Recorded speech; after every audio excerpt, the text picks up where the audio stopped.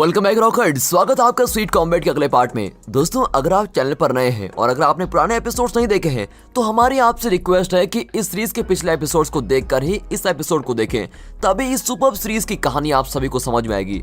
तो पिछले एपिसोड में कॉलेज के प्रिंसिपल ने तीनों लड़कियों और मिंग टैन को बहुत ही डांटा था, लेकिन तीनों लड़कियों ने उन्हें धमकी दी थी कि अगर वो मिंग टैन को पनिश करेंगे तो हम तीनों कॉलेज छोड़कर चले जाएंगी। अब प्रिंसिपल जरा सोच विचार करते हैं कि चलो तुम्हें एक और चांस दे देता हूँ और अब की बार जो टूर्नामेंट होगा उससे मिंग टैन का परफॉर्मेंस देखकर ही मैं इस बारे में फैसला करूंगा। फिर वो मिंग टैन से कहते हैं कि ये सीनियर्स तुम्हें कितना सपोर्ट करते हैं, तुम्हारे लिए तो कॉलेज छोड़ने को भी तैयार हैं, तुम्हें जरूर उनके लिए कुछ करना चाहिए। तो जवाब में मिंग टैन कहता है कि सर, आज तक मैं यही सोचता रहा कि ये तीनों सीनियर्स मुझे सिर्फ अपना टाइम पास समझती हैं, लेकिन मुझे नहीं पता था कि ये लोग तो मेरे लिए इतना कुछ करने को तैयार हो जाएंगी। इसीलिए मैंने फैसला किया है कि इन तीनों के खातिर मैं जी जान से ट्रेनिंग लूंगा और इस टूर्नामेंट में जरूर अच्छा परफॉर्म करूंगा।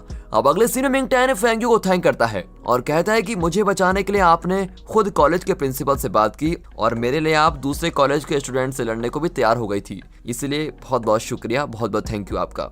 लेकिन हमेशा की तरह फेंग यू को पता नहीं होता कि उसको क्या कहना चाहिए। वो कह देती है कि मैं तुम्हारे लिए ये सब कर रही हूँ, इसका मतलब ये नहीं कि मैं तुमको पसंद करती हूँ, मैं तुम्हारे लिए ये सब इसलिए कर रही हूँ क्योंकि तुम इस कॉलेज के एक स्पेशल स्टूडेंट हो। अब मिंग टैन कहता है कि मैं ये कभी नहीं सोचूंगा कि आप मुझको पसंद करेंगी, लेकिन थैंक्स फॉर एवरीथिंग, और ये कहकर वो चला जाता है। उसके जाने के बाद फेंग यू को उसकी आखिरी बात खटकती है कि उसने ऐसा क्यों कहा कि वो मेरे बारे में ऐसा कभी नहीं सोचेगा, और अब वो खुद को कोसने लगती है कि शायद मैं ही उसको चाहती हूँ, वो मेरे बारे में ऐसा नहीं सोचता। अब अगले दिन मिंग टैन अपनी ट्रेनिंग शुरू कर देता है और सुबह सुबह रनिंग के लिए निकल पड़ता है। तभी रास्ते में उसको मिया मिल जाती है और दोनों रनिंग करने लगते हैं। मिया ने शुरू से अब तक उसके लिए जो किया था उसके बारे में सोचकर मिंग टैन बहुत ही खुश होता है। अब कुछ दूर पर जाओमी भी उनको ज्वाइन कर लेती है, तो मिंग टैन को याद आता है कि पहले दिन से अब तक जाओमी ने उसके लिए बहुत कुछ किया है। आगे फेंग यू मिलती है और वो भी इनको ज्वाइन करती है और उसने हर कदम पर मिंग टैन के लिए बहुत कुछ किया था। ये सब सोचकर मिंग टैन इनके बीच बहुत ही अच्छा फील करता है और इस तरह मिंग टैन की ट्रेनिंग शुरू हो जाती है। अब ट्रेनिंग के पहले दिन जाओमी मिंग टैन को बॉक्सिंग ग्लव्स देती है और रिंग के अंदर खड़ा कर देती है। फिर उस पर धनाधन पंचेस उतारती है और वो डर के मारे अपनी आंखें बंद कर लेता है। फिर जाओमी उसे आंखें खुला रखने को कहती है और फिर से पंचेस करने लगती है। अब मिंग टैन फिर आंखें बंद कर लेता है। जाओमी बताती है कि तुम्हें हमेशा अपनी आंखें खुली रखनी चाहिए और अपोनेंट के मूव्स पर ध्यान देना चाहिए, तभी तो तुम डिफेंस कर पाओगे। और हाँ, एक बात याद रखना, और जैसे ही मौका मिले तो तुरंत उस पर अटैक भी कर देना। फिर वो मिया से कहती है कि अंदर आ जाओ, हम दोनों इसे डेमो दिखाएंगी।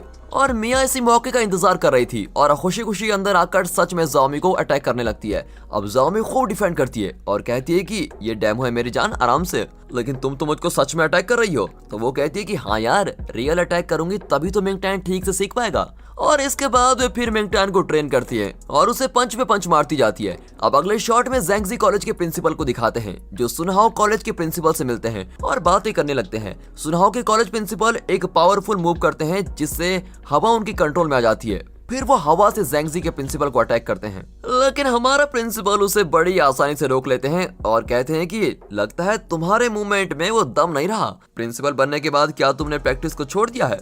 नहीं, ऐसी बात नहीं है, मुझे तो लगता है मास्टर ने आपको मुझसे बेहतर ट्रेन किया है। और अब हमें पता चलता है कि इन दोनों प्रिंसिपल्स ने एक ही मास्टर से ये मार्शल आर्ट सीखी थी और इनमें से ज़ैंगजी के प्रिंसिपल सीनियर हैं। अब वो कहते हैं कि आपके कॉलेज स्टूडेंट्स हर बात पे लड़ने लगते हैं, क्या आपने उनको कॉलेज के रूल्स के बारे में नहीं बताया? तो ये कहकर वो फिर से वही मूवमेंट करते हैं और इस बार भी हमारे प्रिंसिपल आसानी से उसको टैकल कर देते हैं और कहते हैं कि मेरे स्टूडेंट्स की कोई गलती नहीं है, आपके स्टूडेंट्स ने ही उनको उकसाया होगा, चलिए इन बातों को यहीं छोड़ देते हैं। और ये कहकर वो एक नया मूवमेंट करते हैं जिससे दूसरे प्रिंसिपल एकदम कांपने लगते हैं। और फिर हमें दिखाते हैं कि दोनों प्रिंसिपल्स बिल्कुल लड़ने के लिए तैयार पोज में खड़े हो जाते हैं, लेकिन हमारे प्रिंसिपल कहते हैं कि हमें इस तरह नहीं लड़ना चाहिए, बल्कि हमारे स्टूडेंट्स को ये सीख देनी चाहिए कि वो मिलजुल कर रहें और एक दूसरे के साथ अपने स्किल्स को शेयर करें। दूसरे प्रिंसिपल को भी ये बात ठीक लगती है और वो मान जाता है। अब अगले शॉट में दिखाते हैं कि मिंग टैन अब तक जाओमी से मार खा रहा है, लेकिन मार खाते खाते वो अचानक डिफेंस करने लगता है।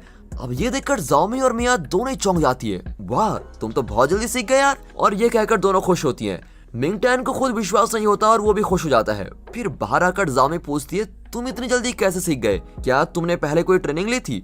तो मिंग टैन बताता है कि बचपन में मैंने थोड़ी ट्रेनिंग ली थी, लेकिन बाद में छोड़ दी थी। लेकिन अब की बार ट्रेनिंग मत छोड़ना, ठीक है? ये कहकर जाओमी उसके पैर दबाने लगती है और कहती है कि बॉक्सिंग के बाद पैर की मसल्स भी स्ट्रेच हो जाती हैं, इसलिए उनको मसाज करना बेहद ही जरूरी है।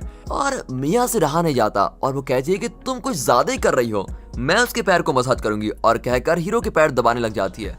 फिर दिखाते हैं कि फेंग्यू रात को कार में जा रही है, लेकिन अचानक एक शॉप को देखकर उतर जाती है।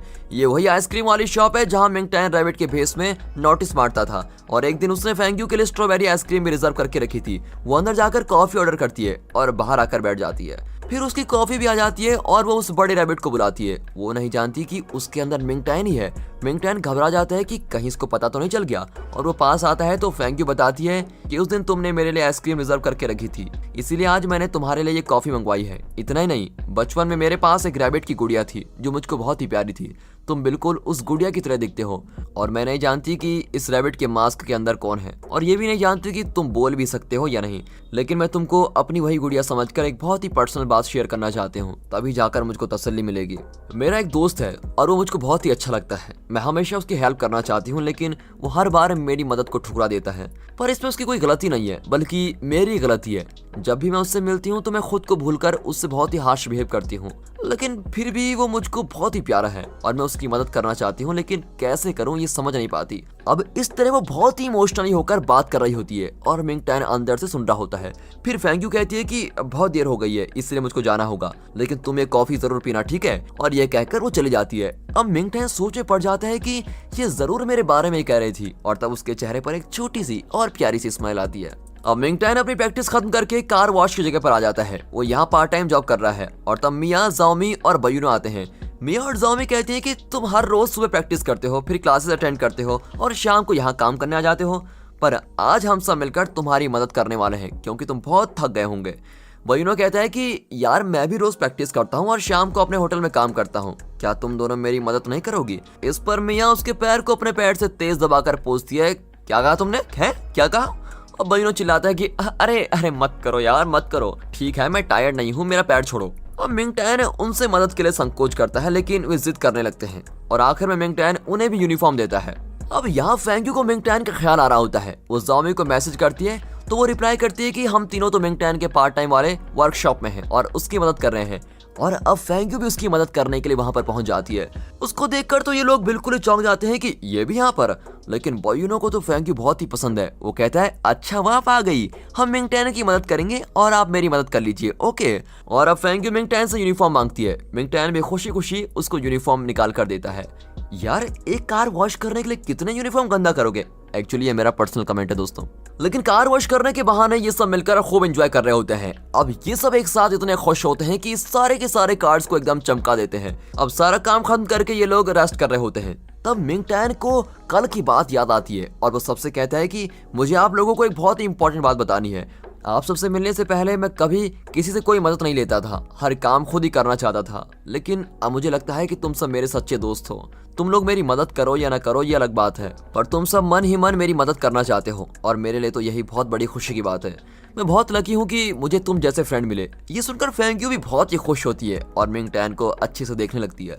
मिंगटैन भी फेंग्यू को देखने लगता है और देखिए ये मिया बीच में क्या कर रही है, और गुस्से में दोनों को बार बार देख रही है। अब अगले सीन में प्रिंसिपल मिस्टर वैंग से कहते हैं कि मैंने उस दूसरे कॉलेज के प्रिंसिपल से बात कर ली है। हम दोनों चाहते हैं कि दोनों कॉलेजेस के बीच शांति बनी रहे और वो कभी न लड़े।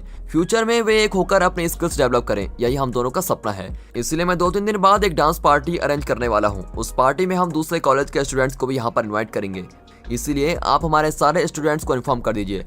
अब मिस्टर वैंग सारे स्टूडेंट को मैसेज कर देते हैं कि अब फाइटिंग ट्रेनिंग की प्रैक्टिस के साथ साथ डांस की प्रैक्टिस भी कर लेना।